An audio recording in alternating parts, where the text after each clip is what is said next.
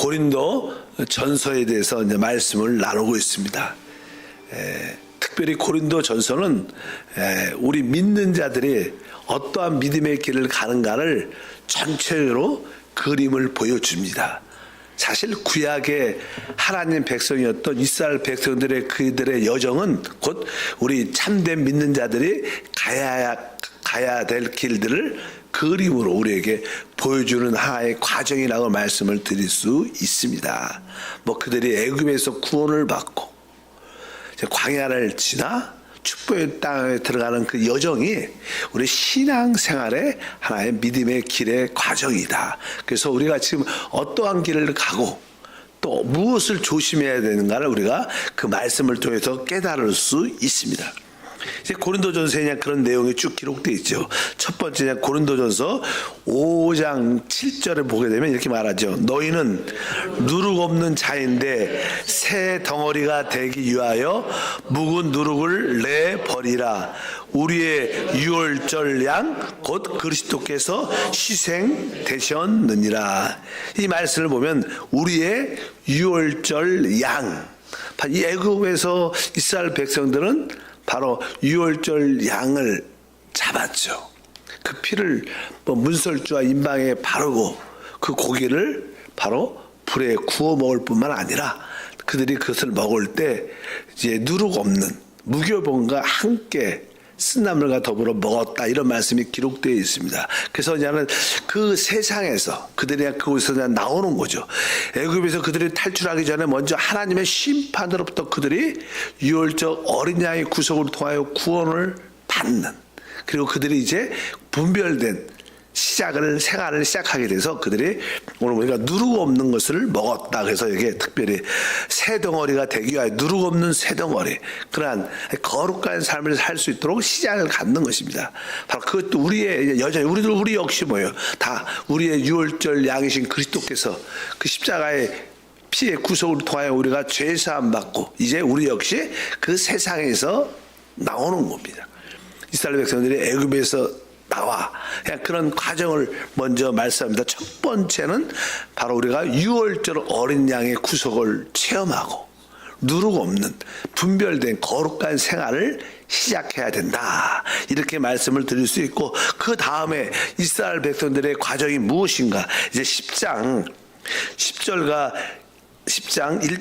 2절에 보면 말씀을 합니다. 형제들아, 나는 너희가 알지 못하기를 원하지 아니하노니 우리 조상들이 다 구름 아래 있고 바다 가운데 지나며 모세에게 속하여 다 구름과 바다에서 침례를 받고, 이스라엘 백성들이 애굽에서 유월절 어린 양을 통하여 구속받고 심판에서 벗어나 이제 애굽에서 탈출하고 이제 홍해바다를 지나가는데 그들이 홍해바다를 건넜을 때를 이제는 침례라고 표현합니다. 바로 그들은 홍해바다를 건너가면서 애굽 세상을 바로 그 바다에 침례를 줬다, 이런 뜻으로 이제 설명을 하죠. 바로 구름과 바다에서 침례를 받았다.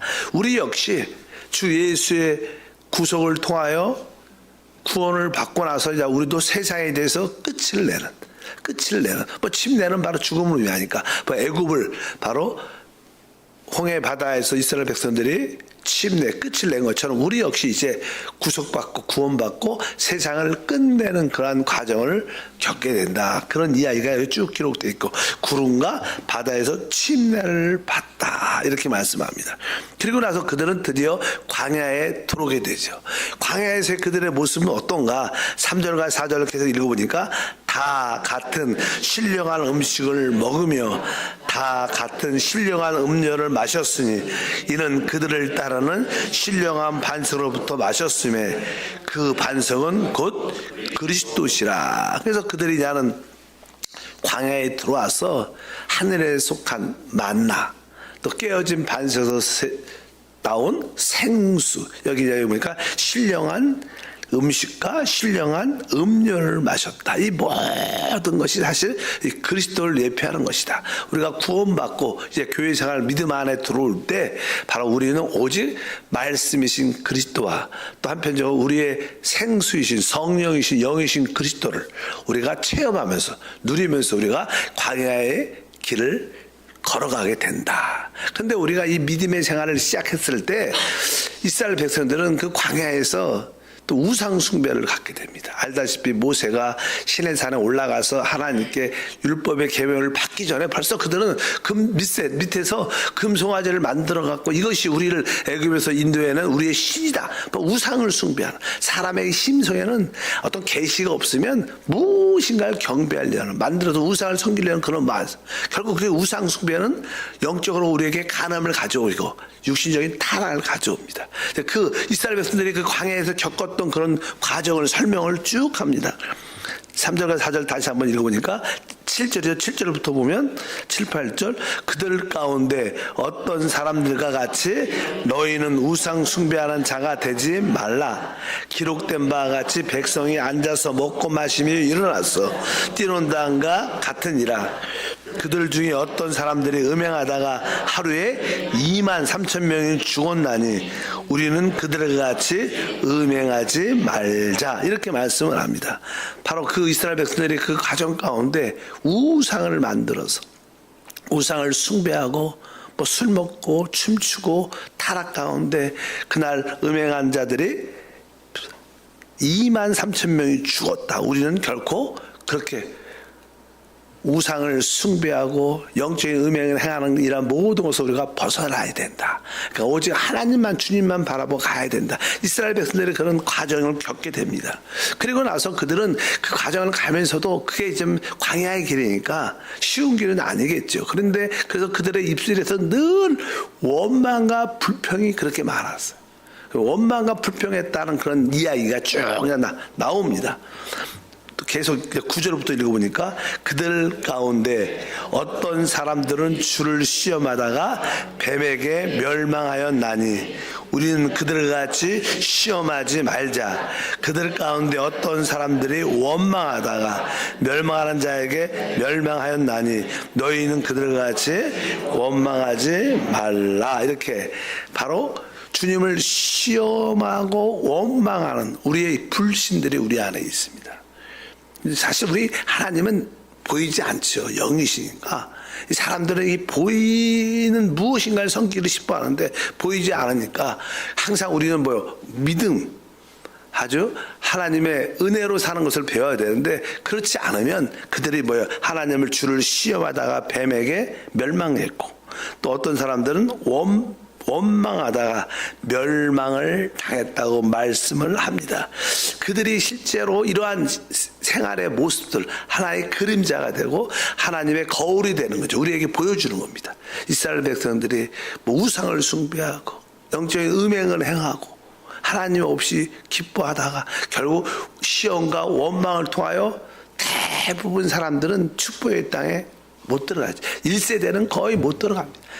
하물며 모세도 못 들어가고 뭐 아론, 미리암 이런 선지자들도 못 들어갑니다.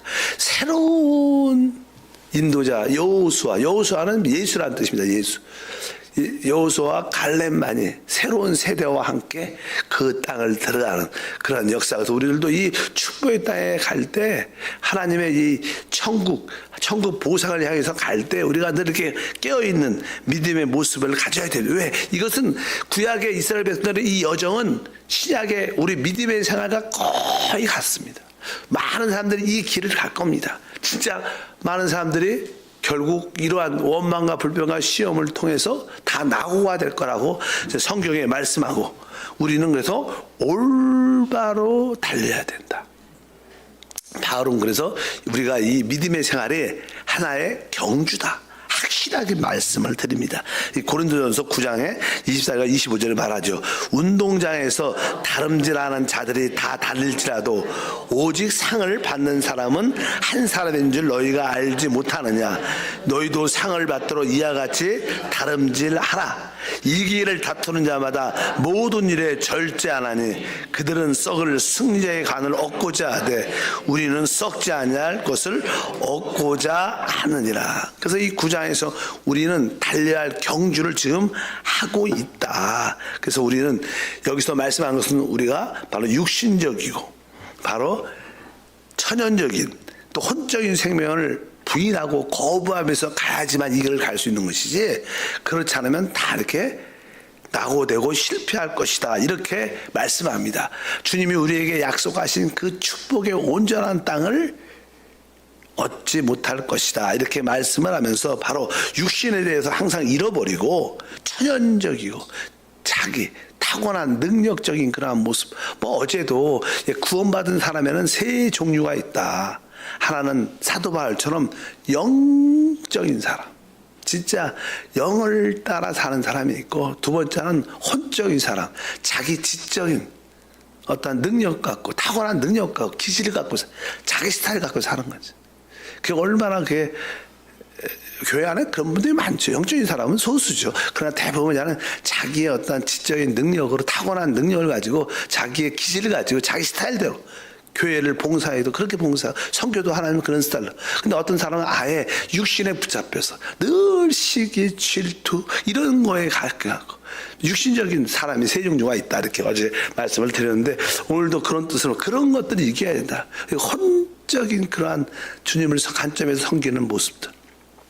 그래서 우리 자기를 잘 부인하고 육신을 처리하고 옛사람에 대한 인식이 강하지 않으면 그냥 우리는 진정한 그리스도의 누림에 들어갈 수 없다. 바울은 이렇게 말씀합니다. 그래서 이스라엘 백성들은 사실 첫 세대는 이 믿음의 경주를 했지만 그들은 사실 실패했다는 거예요. 실패했다고 말씀을 합니다. 그 아까 다시 한번 10절과 12절의 10장에 그런 말씀합니다. 그들 가운데 어떤 사람들은 원망하다 멸망시키는 자에게 멸망하였나니 너희는 그들과 같이 원망하지 말라. 그들에게 일어난 이런 일은 본보기가 되고 또한 말세를 만난 우리를 깨우치기 위하여 기록되었느니라. 그런즉 선줄로 생각하는 자는 넘어질까 조심하라. 이렇게 우리에게 경고의 메시지를 보내주죠. 왜? 이 교회 생활 안에서 너무나 많은 이런 사람들이 많은 거예요. 교회. 자기는 제대로 간다고 생각하지만 사실은 그렇지 않다. 그래서 여기에 말하니까 이러한 일들은 구약의 이스라엘 백성들 이러한 일들은 본보기가 된다. 우리에게 하나의 경고로 우리에게 보여주는 주님의 말씀이다. 그래서 우리가 깨어 있어야 될 줄 믿습니다. 그래서 특별히 12절에 그런즉 선줄로 생각하는 자는 넘어질까 조심하라. 그래서 이건 이렇게 교만한 거죠. 교만을 왜? 사실 사람이 육신적으로 이 타락을 하면 회개할 가능성이 높습니다. 어떤 사람이 술을 먹고 안 좋은 일을 하고 거칠게 살다가 육신적인 죄를 지면 그래서 돌이킬 가능성이 많은데 사람이 영적으로 교만해지면 거의 고쳐지지가 않아. 그래서 하나님은 교만한 사람은 고쳐 쓰지 않아요. 고쳐지지 않으니까 고칠 마음도 없고 그냥 하나님은 교만한 자를 대적한다. 그래서 우리가 제일 조심해야 하는 영적인 교만이다. 우리가 사실은 돈 때문에 참된 믿는 사람들은 돈 때문에 막 자랑하고 사회적 지위와 명예 때문에 내가 우쭐대고 우리 그런 건 없죠. 그런 거 있겠어요? 없죠. 사실 우리의 하나의 두려운 적은 내가 이 정도면 내가 선줄 교만한 생각 내가 저 사람보다 낫지 내가 이렇게 이게 진짜 무서운 것이다. 그래서 오늘 말씀에 선줄로 생각하는 자는 넘어질까 조심하라. 그러면 이제 이스라엘 백성들은 잘못 달렸다는 거예요. 첫 세대는. 우리들도 그것을 보면서 우리는 어떻게 달려야 될 것인가. 이 경주를 하고 있는데 제대로 달려야 되지 않겠는가. 그래서 우리의 달리는 방법을 다시 한번 생각하면 바로 우리는 다 이스라엘 백성들은 다 구원받았어요. 애굽에서. 유월절 어린 양으로 다 구속받고 영원한 하나님 심판에서 구원받았죠. 그 구원은 받았어요. 우리도 다 구원받았습니다. 근데 우리가 끝까지 그 축복의 땅에 들어가려면 우리는 우리가 구원받은 것과 또 하나님이 우리를 위해서 천국을 보상으로 예배한 것과 다르다. 이것을 우리가 기본적으로 인식해야 돼요. 그냥 그것이 없으면 구원받았으면 됐어. 그냥 삽니다. 그러나 우리가 구원받은 것과 천국 보상은 별개다. 그 인식이 우리 안에 있어야 우리가 천국 보상을 향해 달려갈 수 있는 마음의 자세가 바뀌는 줄 믿습니다. 그래서 우리가 다 같이 유월절 어린 양의 체험 또 침례를 받고 세상을 끝내고 나름대로 하늘에 속한 신령한 음식과 음료를 먹고 마시고 진행하지만 그러나 우리가 이 축복의 땅에 들어가기 위해서는 다시 한번 천국 보상에 대한 이해를 가져야 된다. 그래서 고린도전서 3장에 그냥 말하죠. 우리가 구원받았을지라도 우리가 이 천국 보상에 대한 만약에 보상을 받지 못하면 거기에 대한 어떤 심판이나 징계가 있다. 이것을 두려워해야 된다. 그래서 3장 14절과 15절에 말씀합니다. 만일 누구든지 그 위에 세운 공적이 그대로 있으면 상을 받고 누구든지 그 공적이 불타면 해를 받으리니 그러나 자신은 구원을 받되 불 가운데서 받은 것 같으리라. 여기서 구원이라는 뜻은 영혼에 대한 구원이 아니라 바로 우리가 보사에 대한 구원을 의미하죠. 그래서 우리가 구원은 받았지만 불 가운데서 받은 것 같다. 그러니까 사실 천국을 보상으로 얻지 못하면 상급을 받지 못하면 벌을 받는다는 그런 의미가 우리 안에 있다. 여기서 그냥 불태워지는 것은 당연하게 기록되어 있죠. 나무와 풀같이 우리가 행한 봉사와 섬겼던 모든 일들이 하나님의 그 불로 한번 태워질 텐데 이것이 뭐 금이나 은이나 보석 같으면 남아있을 거라는 거예요. 그러나 내가 나의 혼적인 어떤 지적인 능력과 나 인간적인 열심으로 하면 결국 그것은 다 태워질 것이다. 그래서 나무와 풀같이는 하나님의 공력의 불의 심판을 낼 때 다 태워져서 아무것도 남지 않을 것이다. 그러나 그 남은 일들은 그것이 우리에게 상급이 될 것이다. 이런 말씀 우리는 엄중하게 받아들여야 이 믿음의 경주의 길을 끝까지 마치고 또 멸류관을 받을 수 있을 것이다. 이렇게 바울은 우리에게 말씀을 합니다. 여기서 불 가운데서 구원받을 것이다. 뭐 사실 이 말을 쓰면 해석하기가 어려운 단어지만 우리는 그냥 기본적으로 그냥 이해를 하고 있죠. 이 불이 무엇인가 잘 모르죠. 주님만 아시죠. 근데 이게 불이 좋은 건 아닌 건 알죠. 불 가운데서 태워져서 그래서 종종 우리가 어떤 주님한테 충성하지 못하고 지혜롭지 못하고 이런 사람들 깨어있지 못한 자들은 어두운 데 던져서 슬피며 일을 할 것이다. 이런 말씀이 이런 맥락과 같은 의미다. 그래서 우리가 우리가 구원받는 것과 천국 보상을 받는 것은 별개의 문제다. 우리가 아주 올바른 길로 올바른 믿음의 길로 우리가 달려가길 축복합니다. 그래서 바울은 이것을 아주 깊이 인식을 했기 때문에 내가 많은 교회를 세우고 많은 자들에게 영적인 가르침을 줘서 그들에게 하나님의 축복의 길을 가게 하지만 나는 혹시 그들은 나를 통하여 은혜 받고 도전 받고 이기는 자가 돼도 나는 혹시 깨어있지 못하면 나는 버림당할 수도 있다. 이런 두려움이 있었어요. 그래서 바울은 그렇게 고백을 합니다.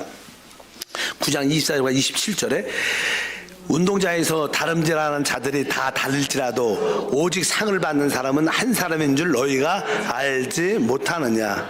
너희도 상을 받도록 이와 같이 다름질하라. 내가 내 몸을 쳐 복종하게 함은 내가 남에게 전파한 후에 자신이 도리어 버림을 당할까 두려워함이로다. 이렇게 그냥 말씀을 한 사도 바울도 자기가 많은 헌신과 가르침과 또 자기를 통하여 많은 자들이 깨어 이기는 자가 될지라도 혹시 나는 버림을 당할 수 있지 않을까? 나도 깨어있지 않으면. 그래서 바로 오늘 말씀에 내가 내 몸을 쳐 복종하게 한다. 남에게 전파한 후에 자신은 내가 도리어 버림을 당할까 두려워한다. 이렇게 내가 끝까지 완주하고 끝까지 이기는 길을 가야 된다. 이러한 애통한 마음이 있었기 때문에 그의 헌신과 섬김은 아주 끝까지 남아있다고 말씀을 드릴 수 있습니다. 그래서 우리가 이런 말씀을 우리한테 적용을 해야죠. 적용을 해야지. 저도 종종 우리 교육자끼리 그런 얘기를 해요. 자, 나는 이긴 자의 반열에 쓸 수 있을까? 이런 질문을 종종 하죠. 그러면 저도 그냥 캐션. 그 답은 내가 내는 게 아니에요. 주님이 내는 거예요. 내가 나는 이기는 자 이렇게 말하면 그 자체가 교만한 거지. 뭐 그렇게 말하면 안 되죠. 사도 바울도 그러는데. 사도 바울도 마지막 디모데 후서에 마지막에 내가 그 천국 보상에 들어갈 수 있도록 하나님 나에게 은혜를 주신다. 그때 마지막에 확신, 그가 순교의 마지막 때 그가 마음에 그때 그전까지는 확신이 없었는데 확신을 하는 그런 고백이 있습니다. 그래서 우리가 지금 깨어 있어야 된다. 조금 더 이렇게 끝까지 축복의 땅에 들어갈 수도. 아까 말씀드린 것처럼 이스라엘 백성들은 1세대는 다 못 들어갔습니다. 다 강에 쓰러져 죽었습니다. 거기에 새로운 세대, 새로운 영적인 세대가 그들 땅에 들어가서 지금 하나님의 나라를 세우고 하나님의 축복을 누리게 되는 그런 말씀을 통해서 우리가 이 고린도 이 전서 말씀을 통해서 우리가 승리하는 믿음의 길을 깨야 될 줄 믿습니다. 그래서 사도 바울의 이런 마음의 자세, 나의 봉사와 섬김은 금이나 은이나 보석인가 아니면 나무나 풀이나 집인가. 여러분의 봉사는 결코 다 나타날 것입니다. 그 기준은 주님한테 있어요. 나는 열심히 해도 그럼 자기 열심이지 자기 생각에 열심이지. 하나님 볼 때는 결국 나무와 풀과 집밖에 안 되는 경우도 많아. 그 길은 다 영을 따라 사는 게 답이 없는 것 같아. 영을 따라. 나의 모든 말과 행동과 판단이 영 안에서 나온다면 우리의 말은 그렇게 마음껏 하지 못할 거야. 우리의 행동은 그렇게 마음껏 내가 하고 싶은 대로 하지 못할 거야. 모든 생각도 어떤 내적인 어떤 금지함이 정확하게 있을 겁니다. 너희 여러분 안에 내적인 금지함이 있죠. 항상. 근데 그 내적인 금지함에 우리가 순종하지 않으면 그냥 그리고 나온 것은 다 육이죠. 혼이죠. 그것은 하나님께 기억되지 않는 것이다. 외적으로는 그렇게 열정적으로 보여도 하나님 볼 때는 나무와 풀과 집의 봉사밖에 안 나. 그래서 우리가 깨어 있어야 돼. 하나님 내가 금이나 은이나 보석처럼 영 안에서 모든 것이 이루어지게. 저도 개인적으로 꿈이 하나님 24시간을 영을 따라 살게 하소서. 그러려면 내 생각을 그 영 안에 두는 것밖에 없어. 원래 영을 쫓는 자는 뭐요? 영의 일을 생각하는 것밖에 없어. 영의 일을 늘 주님과 말씀. 하나님의 뜻이 무엇인가? 하나님의 뜻을 그 말씀을 늘 생각하고 그 말씀 안에 빛이 있으니까 늘 우리 자신을 보게 돼. 그리고 이제는 계속 영의 일을 생각하다 보니까 그것이 이제 습관이 되면 우리의 생각이 영 안에 두어지죠. 그래서 항상 생각을 영 안에 두고 영 안에서 모두 행한다면 그것은 그 안에 주님이 함께 하니까 주님이 기억하실 것이고 우리에게 은혜와 축복을 더할 줄 믿습니다. 그래서 우리가 종종 기적, 능력, 응답, 어떤 승리, 자유함 그게 어디 있는 거? 영 안에 있는 겁니다. 근데 여러분들이 그냥 말은 영 안에 있다고 말은 하고 듣지만 그냥 말만 있죠. 우리는 그 실제가 없는 거죠. 영 안에 있다는 단어는 알아. 단어는 알지. 단어를 모르는 사람도 있지만 단어는 알아. 영 안에 있어야 된다. 말은 우아하게 할지 모르지만 영 안에 있는 실제가 없는 거예요. 또 혼 안에 있으면서 영 안에 있다고 착각을 하는 것도 많은데 우리가 그거 하나님 내 생각을 영 안에 두게. 그럼 원망과 시비와 그런 것들이 없죠. 거기에 뭐가 있겠어. 거기 생명과 평강밖에 없죠. 주님과의 모든 관계도 생명과 평강이고 사람과의 모든 관계도. 여러분 사람과의 모든 관계가 마음에 편치 않으면 그건 다 육신 안에 있는 겁니다. 부부가 편치 않아. 얼굴 볼 때. 다 육신 안에 있는 거죠. 진짜 영 안에 있으면 여러분들은 자유가 있어.